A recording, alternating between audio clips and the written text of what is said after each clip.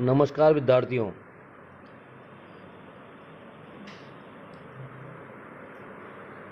Government PG college Karauli की online भूगोल की कक्षाओं में आप सभी का स्वागत एवं अभिनंदन करता हूं।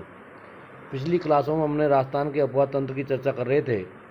उनमें से अंतः प्रवाह प्रणाली और अरब सागर की ओर जाने वाली नदियों के बारे में हमने चर्चा की थी। तीसरा जो अपवाह तंत्र का जो पार्ट है राजस्थान के भूगोल का, राजस्थान के इसमें, तो वो है बंगाल की खाड़ी की ओर जाने वाली नदियाँ, अर्थात वे नदियाँ जो अपना पानी बंगाल की खाड़ी तक लेके जाती है। बंगाल की खाड़ी में अपना जल ले जाने वाली प्रमुख नदियों में चंबल, बनास, बेड़च और गंभीर नदियों के नाम लिए जा सकते हैं। इनमें जो सबसे बड़ी नदी है वो है चंबल नदी। चंबल नदी मध्य प्रदेश में विंध्याचल पर्वतमाला की जना पहाड़ियों से निकलती है और उत्तर प्रदेश इटावा में जाकर यमुना नदी में मिल जाती है। इसकी लंबाई लगभग 966 किलोमीटर है, जिसमें से राजस्थान में 322 किलोमीटर बहती है। यह राजस्थान में चित्तौड़गढ़ के 84 गढ़ के पास प्रवेश करती है और कोटा, बूंदी, करौली, धौलपुर और सवाई माधोपुर आदि जिलों से बहती हुई ये यमुना में जाकर के उत्तर प्रदेश के इटावा नामक स्थान पर मिल जाती है।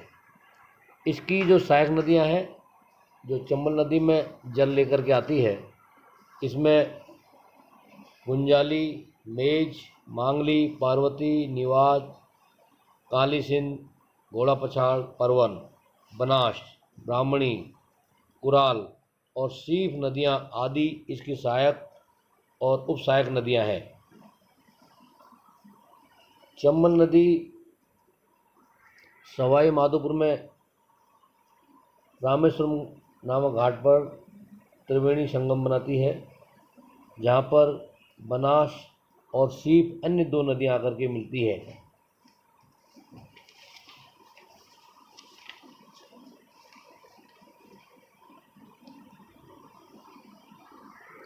दूसरी जो नदी है मेन,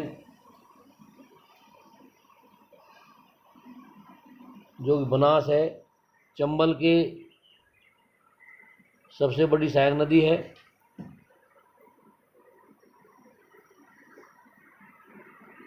काली सिंध चंबल की बाईं ओर से सबसे आकर मिलने वाली सबसे बड़ी लंबी सहायक नदी है। शामेला काली सिंध व आहू के संगम को झालावाड़ में शामेला कहा जाता है, जिसके किनारे पर राजस्थान का एकमात्र जलदुर्ग कागरौन स्थित है। चंबल को कई उपनामों से भी जाना जाता है। सरमवती, कामधेनु, वारेमासी। रामेश्वरम घाट पदरा गांव के पास सवाई माधोपुर में एक त्रिवेणी संगम बनाती है, जहाँ पर चंबल, बनास और सीप नदियाँ मिलती है। सूर्या जलप्रपात भी इस चंबल नदी पर स्थित है, जो भैंसरोगढ़ पर बनता है, जो राजस्थान का एकमात्र सबसे बड़ा या सबसे ऊंचा जलप्रपात है। चंबल नदी पर राजस्थान का एकमात्र हैंगिंग ब्रिज जो कोटा में स्थित है, जिसकी लंबाई 1.5 किलोमीटर है। चंबल नदी में घड़ियाल, डॉल्फिन और उदबिलाव जैसे जीवों का संरक्षण किया जाता है। यह राजस्थान की सर्वाधिक अवनालिका अपर्दन उख्यात भूमि वाली भूमि है, जिन क्षेत्रों में होकर के बहती है। करौली और धौलपुर में से बिहाड़ और डांग क्षेत्र कहा जाता है। चंबल पर कई परियोजनाएं सरकारों द्वारा लाई गई, उनमें गांधी सागर और कोटा बैराज प्रथम चरण में, सेकंड चरण में राणा प्रताप सागर और थर्ड चरण में जवाहर सागर बांध बनाए गए, जिसने कोटा और उसके आसपास के क्षेत्र की कायाकल्प कर दी है।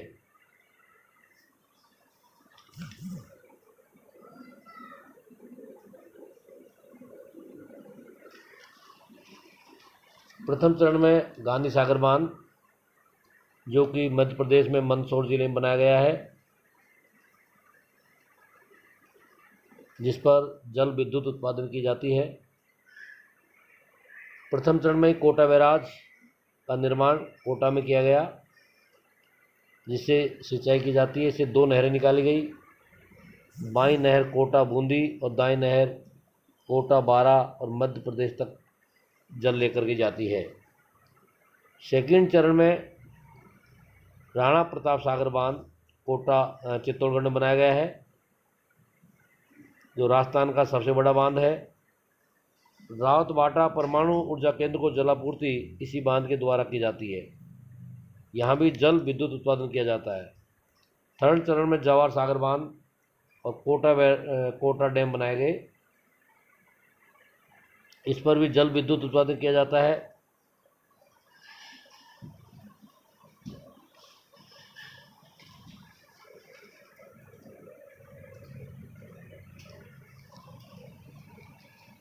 राजस्थान में दक्षिण से उत्तर की ओर बहने वाली एक नदी, जो कि पूर्व की ओर बहने के बाद चंबल नदी है। जो दूसरी जो बड़ी नदी है बनास नदी, खमनौर पहाड़ी राजसंबंध से निकलकर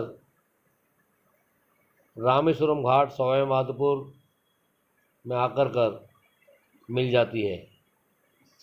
यह लगभग 480 किलोमीटर लंबी है और राजसमंद, भीलवाड़ा, चित्तौड़गढ़ और अजमेर, टोंक आदि जिलों में इसका अपवाद क्षेत्र है। इसकी सहायक नदियों में डाई, मासी, मैनाल, मोरेल, बांडी, बेड़च, कोठारी, खारी आदि नदियां हैं। खारी बनास की सबसे लंबी सहायक नदी है।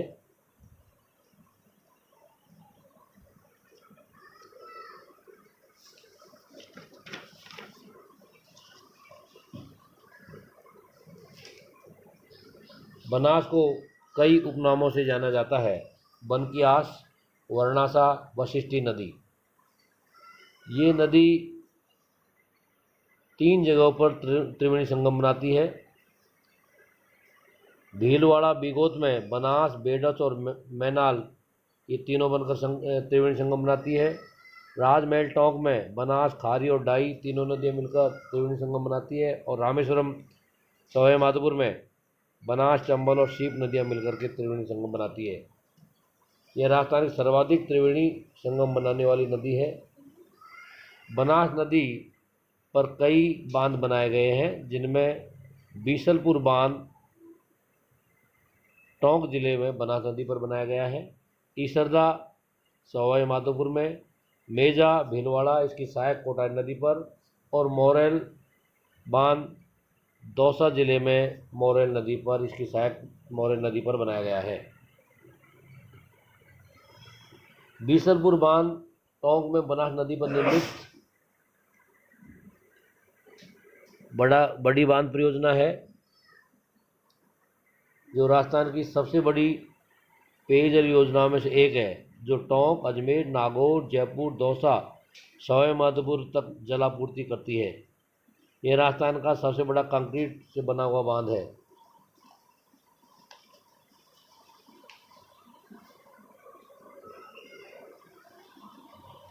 बीसलपुर बांध का अतिरिक्त पानी ईसरदा बांध सवाई माधोपुर छोड़ा जाता है। तीसरी जो बड़ी सहायक नदी है, आयड़ या बेड़च नदी कहते हैं। उदयपुर में आयड़ नदी उदय सागर में तक आयड़ नदी कहलाती है, उसके बाद ही है बेड़च कहलाने लगती है। चित्तौड़गढ़ दुर्ग, बेड़च और उसकी सहायक नदी गंभीर के किनारे पर स्थित है।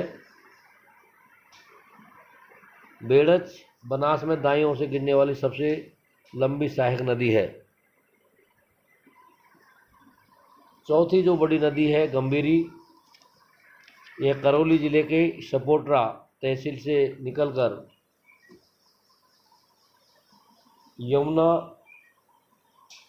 नदी में उत्तर प्रदेश के मैनपुरी नामक स्थान पर जाकर मिलती है। इसका अपवाद क्षेत्र करौली और भरतपुर जिलों में है। इसकी सहायक नदियों में पार्वती सेकंड के अलावा पांचना बांध में गिरने वाली 5 नदियां अट्टा, माची, भद्रावती, भैंसावट और बरखेड़ा आदि नदियां आकर के पांचना बांध का निर्माण करती है।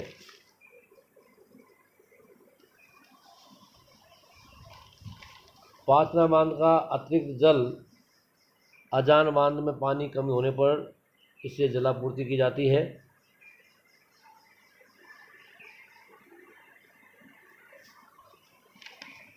इस प्रकार से राजस्थान का अपवाद तंत्र को हमने 3 भागों में विभाजित करके पढ़ा है।